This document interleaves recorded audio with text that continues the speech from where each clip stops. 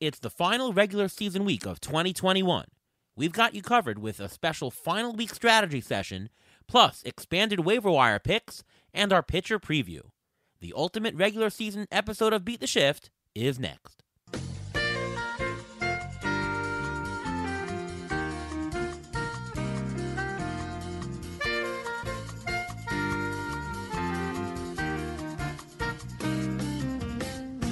Welcome to another episode of the Beat the Shift podcast.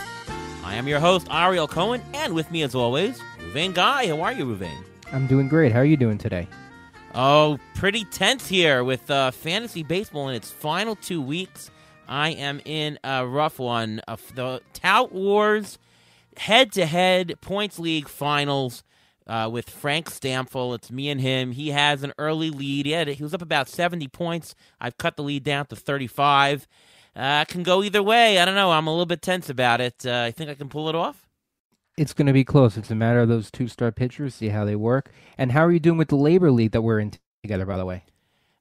So far, tied for first place.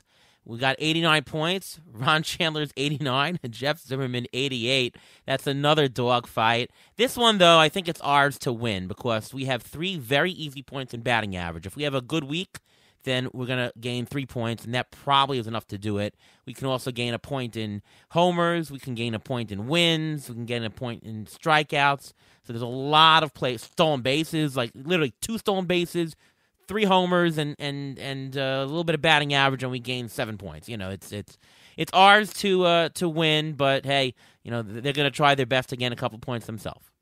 And it's ours to win, and we can also lose it the last day of the season. How you doing with TGFBI? Because my team is kind of in the dumps. I mean, I have 90 points, which is a good showing, but I'm still in 5th place.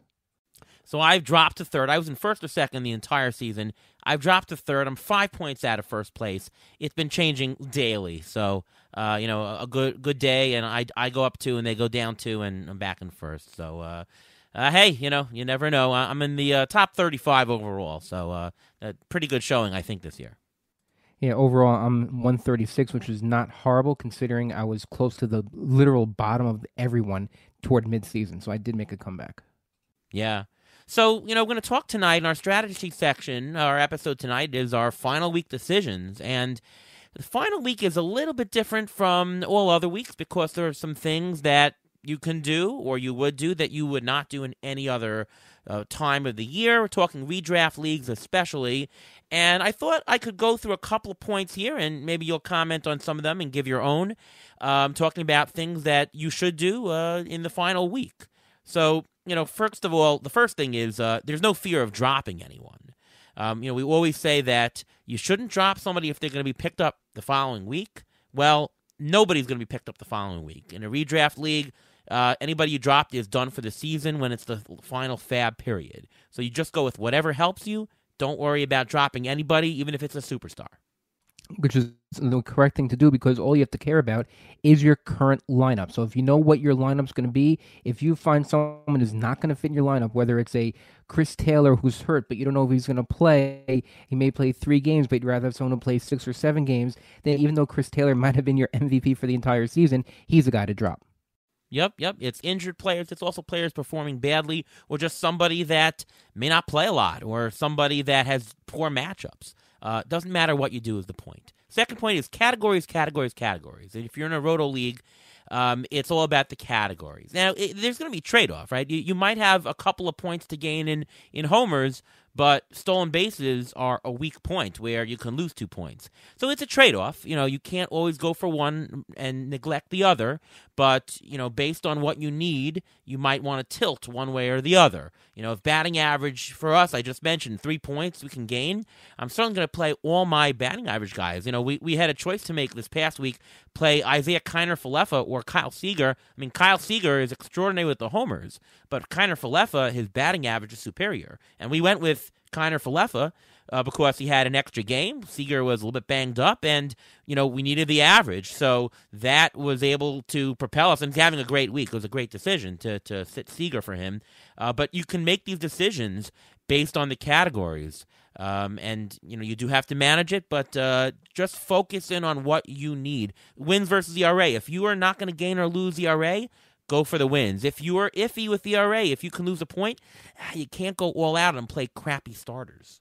That's very important. The ratio categories, even though it's the last week of the season, still matter. The batting averages matter. The ERAs matter. The whips matter. If it's so close, sometimes that one extra run that the pitcher gives up, or that offer that the guy, your player that you put in gets, that could mean coming in second place. It could mean coming in third place or coming in fourth place out of the money. So you have to really be concerned about and watch all categories and make a decision of your lineup based on categories that have ratios, and you have to watch those ratios. And as far as looking for players, look for players who are in a pennant race. Certainly if there's somebody on the Red Sox, the Yankees, they're going to play all the games. We talked about Christian Vasquez last week about catchers. They're going to play their best guy. They're not going to alternate catchers, whereas some team who are out of it, they're just going to alternate catchers. You're going to get less at-bats from a catcher. Look for the players who are in the pennant race. Are the pitchers going to go strong in a game? Look for the guys who are going to be there. As far as pitchers go, look for pitchers who give length. It's about the innings. It's about, lasting to the sixth inning to get the win. So look for pitchers who have gone 6 or 7 innings in the season and not just 5 innings every single time. And also you have to remember this September is different than other Septembers. There's not an expanded 35-man roster or 40-man roster where managers can keep changing the pitchers. So starting pitchers may end up going longer this September and the last week of the season than others, just because a lot of bullpens have been depleted and they may get the chance to go those extra innings. Another thing to watch for are the injured players who are coming back. When the injured players come back, especially if they're on teams that have clinched a playoff spot, sometimes they want to have them get in a couple of games, maybe only 2 or 3, just to make sure they don't have any rust. Players like Andrew Kittredge, who was placed on the IL, they put him on just for rest. Will he be activated before the season ends? Yes, but you may only get 1 or 2 games out of him. So you have to decide, based on pennant races, who you should be activating from your IL. Now, as far as younger players, my next point here is for hitters, it's probably a good idea to look at some younger players. Especially teams who are out of it, the teams are going to see what they're going to get out of the player. They're going to get the at-bats. Whereas for pitchers, I would go the other way. Pitchers could be shut down. Pitchers, you might think, okay, well, they're starting on Tuesday. Great, they'll for sure play. And next thing you know, shut down for the season. Or you might think they're getting a 2-start week. Shut down for the season. Whereas the pitchers who are veterans, John Lester, he's in a pennant race also, but John Lester, he's not going to sit down. Marco Gonzalez, veteran, he's not going to sit even if they're out of it. He'll play the last game of the season. So for pitchers, go with the veterans, especially those on the back end of the week. And don't be scared with going with the hot hand either. If you go with the hot hand, you have a better chance of gaining in your counting stats, in your ratios and everything like that. Don't have to be concerned if you're going to play, let's say, a lower level outfielder over a higher level outfielder. Like if you want to sit Eloy Jimenez, this actually may be the week to do it, because how many games is he going to play? The White Sox clinched already. They want him to be healthy for the playoffs. How many games will he play in the last week of the season? 3, maybe 4, just so he doesn't have that much rust. Do you want that with those possible stats? It's the same like if you have a player with 5 games versus 7 games. How do you want to play that? But a lot of times you may have to play the hot hand and actually sit the bigger names just to get more stats in for this week. You mentioned hot hand, and this is sort of a point of contention I have with Derek Carty, who's a partner of mine in one of my leagues, GDD, which is mostly experts. And Derek Carty does wonderful projections over at the bat, and they're phenomenal projections. But at the end of the season, I'm very much. And by the way, Derek Carty is going to come on in the off season to possibly to debate this point, but I go with the hot hand. I go with players who have performed well in the last month. I take projections and I not ignore them because I am a projections guy, but I disregard them slightly in favor of what has been going on the last month. I think that projections are wonderful in general, but there's always blind spots. And one blind spot of projections, I feel, is that in the end of the season, especially pitchers are now going to pitch at their max. If you're out of it, if they know they're not going to go to the postseason and they've got 2 starts left, I think you're going to see a little bit different stuff. You might get more max velocity. You're going to get a little bit different kind of effort. So I think to say that, projections are projections and they're all going to regress to wherever their mean is, that is true, except that their mean is not their usual, not the usual 162 marathon. It's the final couple starts. So even pitchers who, hey, listen, today I started Kyle Freeland against the Dodgers at home in Colorado. What the heck was I thinking? He actually pitched a very good game, and he would have even had the win if the Rockies bullpen didn't cough it up with 2 outs in the 9th inning and nobody on. So, it's really about looking at who's doing well lately. Check those velocities, but I would ignore projections in favor of recent history is my suggestion to you guys. I totally agree with that. At this point, you may be rather better off playing a Jared Kelenic, who's actually hot right now and doing well, as opposed to another outfielder who's cold, like an Anthony Santander, who has produced in the past and has a track record of doing well during the course of the season. So that may be a good start and sit, but you don't know, because the last week of the season, anything can happen. And also if a player is struggling, a batter, let's say, is struggling. Maybe there's a small injury that they're just playing through. Hey, it's a couple more games. I'm just going to play through it anyways. You don't know that. You'll find out later maybe what happened.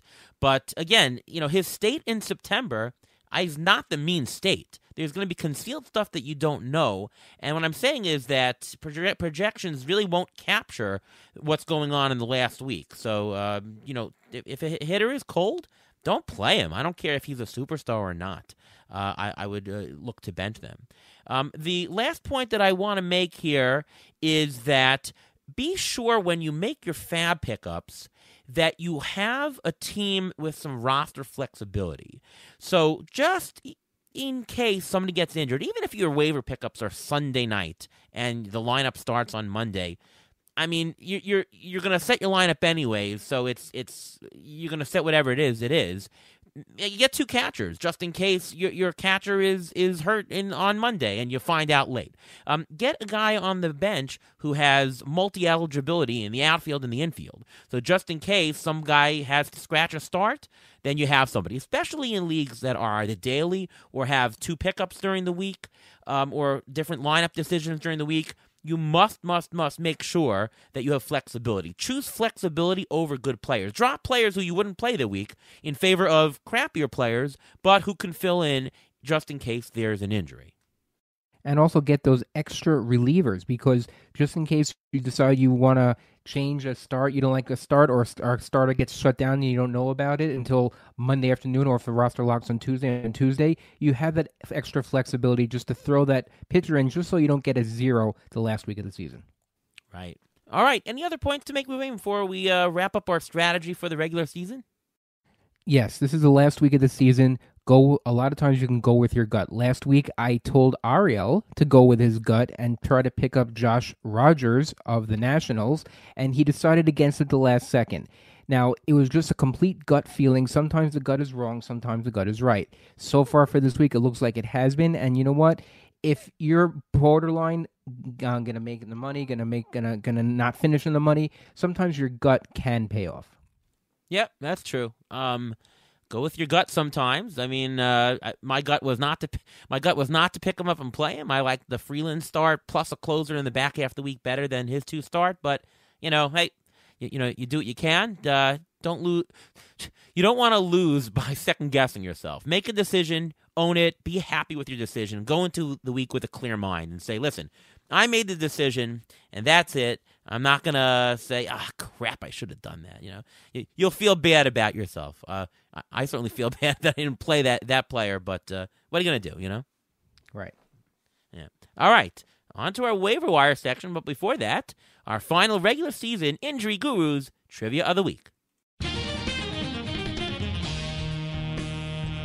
Now, this is going to be a very interesting trivia question because we're talking about hot players and we're talking about the waiver wire. So, my question to you is this.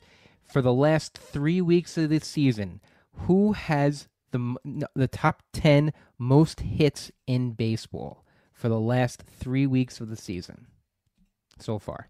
Okay, one of them I think I know because is one of the guys I'm looking at. Alcides Escobar? Alcides Escobar is correct. He's actually tied with a few other players. Yeah. Is it Kiner Falefa? Kiner Falefa is not in the top 10, but he's getting close, though. Okay. Think of the hottest players in baseball right now. Who are the